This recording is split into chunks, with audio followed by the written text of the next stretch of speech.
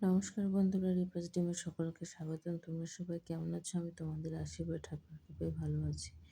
তো চলে আসলাম আবার একটি ভিডিও নিয়ে।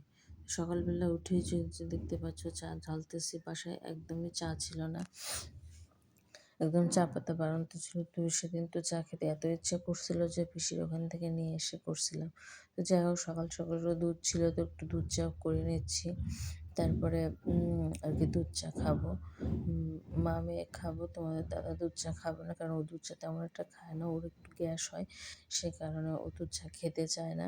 তো আমরা একটু দুধ চা খাবো। আমিও সচরাচর দুধ চা কমই খাই, কিন্তু কারণ চিনি খাইতে হয়, দুধ চা তো আবার চিনি ছাড়া ভালো লাগে না। তো আর সে কারণে খাওয়া হয় না।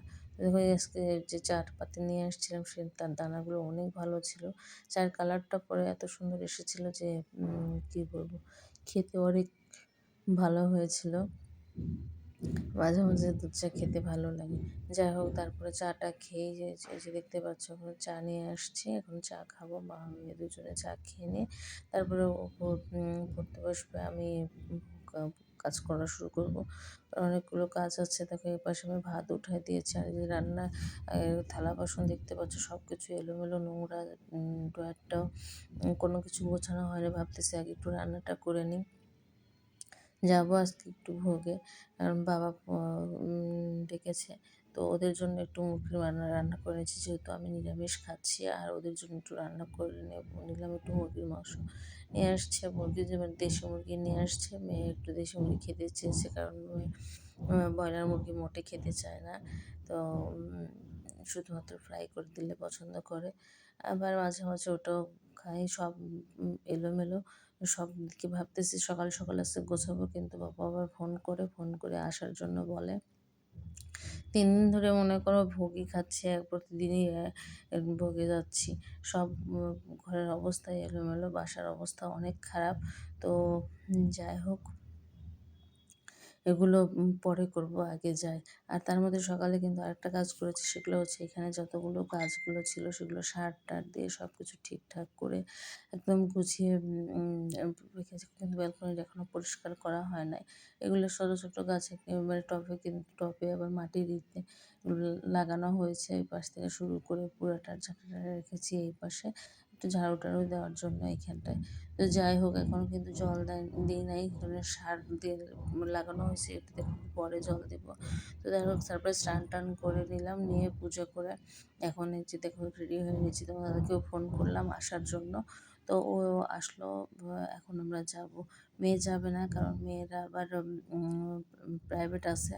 তো বলতেছে যে আমি একটু রেস্ট নিই, কারণ ও প্রাইভেট থেকে এসছে। তোমাদেরকে বলতেছি চুল আঁচড়ানোর জন্য, কিন্তু সে চুল আঁচড়াবে না, চুল একটু বড় হয়েছে। তো বলতেছে ব্যান্ড দাও, ঝুটি করে রাখি। তো যাই হোক, তার একটু হাসাহাসি করলাম। আর মোটে সে মানে চুল বড় রাখতে চায় না, একটু বড় হয়েছে কিন্তু তাতে এই অবস্থা। তো যাই হোক, আবার ঠাকুর ঘরে গেল, ঠাকুর ঘরে যেতে আমি আবার প্রদীপ রেখে আসছি ঘরে। তো সেটাই আবার বারবার বলতেছে যে এই জিনিসটা একটু বাইরে রাখা যায় না, সবসময় ভেতরে রেখে দাও। তো সেটাই ও বের করে রাখলো। আবার প্রসাদটা বের করা হয় নাই, সেটাও একটু প্রসাদটাও ও খাবে। তো যাই হোক, এখন আমরা আর কি বের হয়ে গেলাম, বের হয়ে যাচ্ছি। বাসার অবস্থা তো জঘন্য, পেছন দিকে তাকানোর অবস্থা নেই। ওয়ারড্রোবটাও ঠিক করবো এসে, আগে তো যাই তারপরে, কারণ সময় হয়ে যাচ্ছে। বাবা আবার আজকে ওখান থেকে বগুড়া চলে যাবে। চলে আসলাম, কিন্তু আমরা এই যে লিফটের এখানের জন্য ওয়েট করতেছি। তো লিফট আসলেই চলে যাব। তো এসে পড়লাম, দেখতেই পাচ্ছি, এসে দেখি যে আরতি আরম্ভ হয়েছে। তো বাবা আরতি করা শুরু করে দিয়েছে, মানে আসার কিছুক্ষণ পরেই আর কি শুরু করে দিয়েছে। তো সেটাই আর কি দেখতেছিলাম। আর খাবারের আয়োজন করা হয়েছে ছাদের উপর। এই বাড়িটা নতুন করেছে, কিন্তু আরেক পাশে আর কি সেখানে খাওয়া দাওয়ার ব্যবস্থা করতেছে। সেখানে কারণ নিচের তলা পুরাতন ছিল, উপরে একটু নতুন করে আবার তৈরি করছে। সে উপলক্ষে আর কি ভোগ দিয়েছে। তো সেদিন গিয়েছিলাম পিসির বাসায়, আরেক বাড়ির পাশে আরেকটা, মানে ভোগ খেয়েই চলতেছি কন্টিনিউ একটার পর একটা। কারণ বাবা বলতেছে তো, আর সেদিন আমি যেহেতু ভোগ প্রসাদ বললে তো কোনো কথাই হবে না। ভোগের কথা শুনলে তো মনে হয় যে না সব ছুটে চলে যায়। আমার ভোগ খেতে কিন্তু খুব ভালোই লাগে।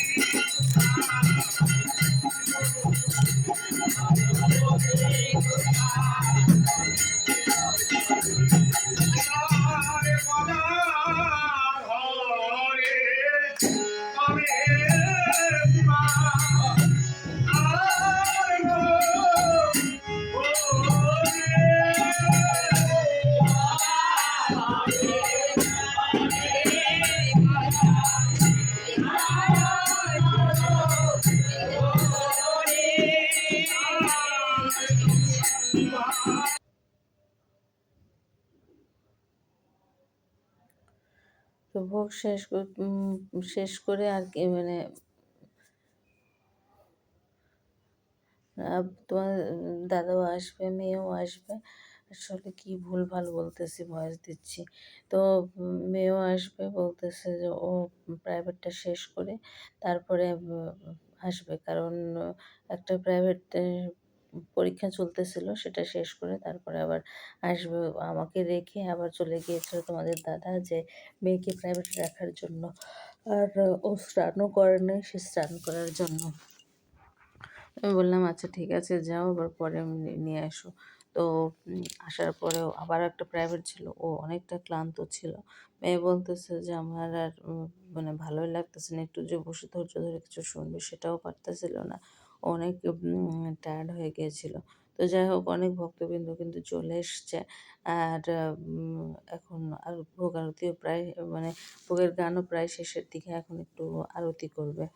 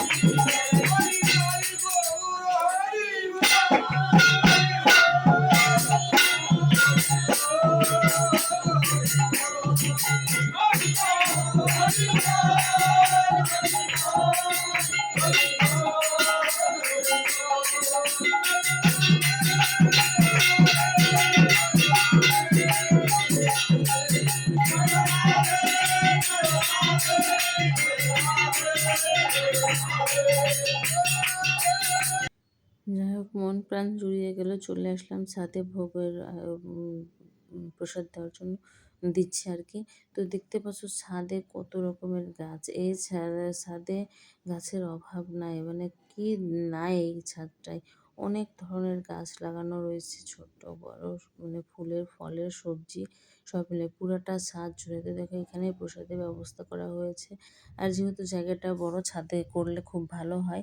আর আমিও তোমাদের একটু দেখিয়ে দিচ্ছি। এখানে যে কত রকম আর নদীর পাশে যে বিল্ডিংটা এটা অনেক ভালো লাগতেছে, সে কারণে আরও দেখতে সুন্দর একটা মনোরম পরিবেশটাই একটু অন্যরকম একটা ব্যাপার। আর সবাই এই কারণে ছাদের উপরে করতে, যেহেতু শীতও পড়েছে একটু, ছাদের উপর হালকা, হালকা রোদে মানে মন্দ লাগতেছে না। সবাই বসে এখানেই প্রসাদ পাওয়া হচ্ছে আরকি। তো সবাই প্রসাদ পেয়ে গেল। তারপর আমিও প্রসাদ-টসাদ পেয়ে তাদের কিছুক্ষণ কথা-টথা বলে বিদায় নিয়ে চলে আসলাম। তো চলে আসলাম বাড়িতে, কারণ আমি বাসায় তো অনেক কাজ করতে হবে আমার। সেইগুলো কাজগুলো তো রেখে গিয়েছি। সেগুলো এখন কমপ্লিট করতে হবে। একদমই সময় নাই। কারণ তারপরে সন্ধ্যা হবে, মেয়েকে বললাম, "তুমি একটু সন্ধ্যা দাও, আমি একটু কাজগুলো করি।" তো সকল কাজগুলো কমপ্লিট করে নিয়ে রাতে একটু রান্নার আয়োজন করলাম। রান্না বলতে শুধু একটু সেদ্ধ ভাত করব, আর একটু বেগুন ভাজি করে নিচ্ছি। বেগুন ভাজি, করলা ভাজি, মিষ্টি কুমড়া সেদ্ধ আর আলু সেদ্ধ ভাতে দিয়েছি একদম ঝাল, ঝাল করে মেখে খাওয়ার জন্য। তো দাদাকে বললাম যে, "আমি একদম শুকনা মরিচ ভেজে দিচ্ছি, তুমি একটু ঝাল, ঝাল করে সেদ্ধটা মেখে দাও।" আর ওদের দুজনের জন্য কিন্তু ডিম সেদ্ধও দিয়েছি। যাই হোক, ক্ষুধাও পেয়েছিল। এসে অনেক কাজ করেছি। করতে, করতে কিন্তু ক্ষুধাও পেয়েছে, মানে ভীষণ ক্ষুধা পাইছিল। তো তোমার দাদাকে বললাম, "তুমি আগে এটা একটু করে দাও।" ১ম এ তো বলেছিল যে খাবে না। তারপরে বলতেছে, "না, একটু ভাত রান্না করো।" তো আমি ভাতও রান্না করলাম। আর ও সেদ্ধ মাখে সবার খাওয়া-দাওয়া হয়ে গেল। আসলে তখন মানে সবার এত ক্ষুধা পেয়েছে যে তো দেখানোই হয় না। তো তারপর খাওয়া-দাওয়া কমপ্লিট। এখন ভাতটা রয়েই গেল। মানে সবসময় কিছু একটু বাঁচতেছে। দেখো, বেগুন ভাজি, একটু আলু সিদ্ধ রয়েছে। আর আসার সময় কিন্তু একটু কলা নিয়ে এসেছিল। তোমার দাদাকে আমাকে নামায় রেখে তারপর আবার ও চলে গেল। আর মেয়ে এখানে বসে এখানেই বসে পড়তেছিল। তো সে জায়গাটাও আবার সব বিছানো রয়েছে। এখন যাবো আরকি। এখন ঘুমাতে হবে, কারণ অনেকটাই বেজে গিয়েছে। আর কাজগুলোই তো কমপ্লিট করেই রেখেছি। এখন শুয়ে পড়বো, ঘুমানোর জন্য প্রস্তুতি। তো মেয়ে তো শুয়ে পড়েছে। এখন আমিও শুয়ে পড়বো। আর একটু মাথাও যন্ত্রণা করতেছিল। একটু মাথায় তেল দিয়ে নিলাম। তো দাদুকে বললাম, "একটু মাথায় তেল দিয়ে দাও।" তো ও একটু মাথায় তেল দিয়ে দিল। খুব ভালো করে দিতে পারে না। তারপরে যতটুকু যা পারে ততটুকু অনেক ভালো করে তেল দেয়। তো তারপরে এই যে দেখো, আমি চেঞ্জ-টেঞ্জ করেছি, কিন্তু এই যে জল খেতে গিয়ে আবার উম জামাটা ভিজে গেল। তো কারণ ঠান্ডার মধ্যে ভিজা, ভিজা ভাবে পড়ে থাকা যায় না। তো সেটা আমি আবার একটু চেঞ্জ করে নিলাম। এখন যাবো ঘুমাতে। তো ভিডিওটা কেমন লাগলো অবশ্যই একটু কমেন্ট করে জানিও। আর ভিডিওতে কোনো ভুলভ্রান্তি থাকলে অবশ্যই ক্ষমা সুন্দর দৃষ্টিতে দেখো। আবার একটা নতুন ভিডিও দেখার আমন্ত্রণ জানিয়ে ভিডিওটি এখানেই শেষ করছি। সকলকে শুভরাত্রি। সবাই সুস্থ থাকো।